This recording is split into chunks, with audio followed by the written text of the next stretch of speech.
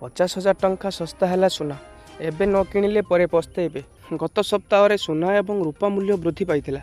ତଥାପି ଉଭୟ ଏବେ ସେମାନଙ୍କର ସର୍ବକାଳୀନ ସର୍ବୋଚ୍ଚ ସ୍ତରଠାରୁ ବହୁତ ତଳେ କାରବାର କରୁଛନ୍ତି। ବିଶେଷ କରି ରୂପା ଏବଂ ସର୍ବୋଚ୍ଚ ସ୍ତର ଅପେକ୍ଷା ଯଥେଷ୍ଟ ଶସ୍ତା। ନିକଟରେ ବୃଦ୍ଧି ସତ୍ତ୍ୱେ ସୁନା ଏହାର ସର୍ବକାଳୀନ ସର୍ବୋଚ୍ଚ ସ୍ତର ତଳେ ରହିଛି।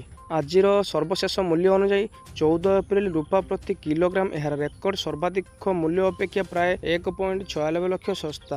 ଏହି ସମୟରେ ସୁନା ଏହାର ସର୍ବୋଚ୍ଚ ମୂଲ୍ୟ ଅପେକ୍ଷା ପ୍ରାୟ 50,000 ପ୍ରତି 10 ଗ୍ରାମ କମ୍ ମୂଲ୍ୟରେ ଉପଲବ୍ଧ। ଏହା ଉଲ୍ଲେଖନୀୟ ଯେ ସୁନା ଏବଂ ରୂପା ଉଭୟ ଚଳିତ ବର୍ଷ ଜାନୁଆରୀ 29 ତାରିଖରେ ରେକର୍ଡ ସର୍ବାଧିକ ସ୍ତରରେ ପହଞ୍ଚିଥିଲା।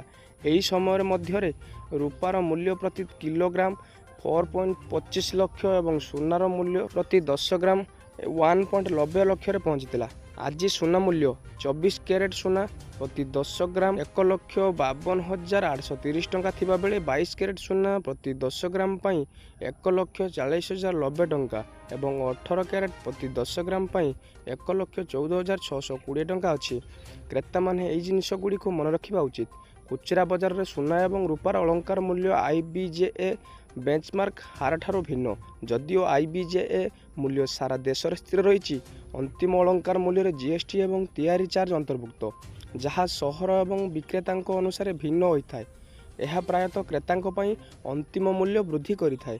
ଆନ୍ତର୍ଜାତୀୟ ଏବଂ ଘରୋଇ ବଜାର ଧାରା ଅନୁସାରେ ସୁନାର ମୂଲ୍ୟ ପରିବର୍ତ୍ତନ ହେଉଥିବାରୁ କୌଣସି ନିବେଶ କରିବା ପାଇଁ ଅଳଙ୍କାର କିଣିବା ପୂର୍ବରୁ ମୂଲ୍ୟର ଉତ୍ଥାନ ପତନ ଉପରେ ନଜର ରଖିବାକୁ ବଜାର ବିଶେଷଜ୍ଞମାନେ ପରାମର୍ଶ ଦେଇଛନ୍ତି।